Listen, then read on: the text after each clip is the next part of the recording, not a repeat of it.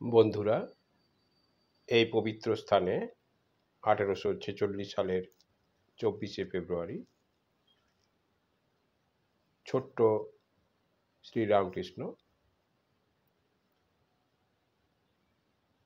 Mahadev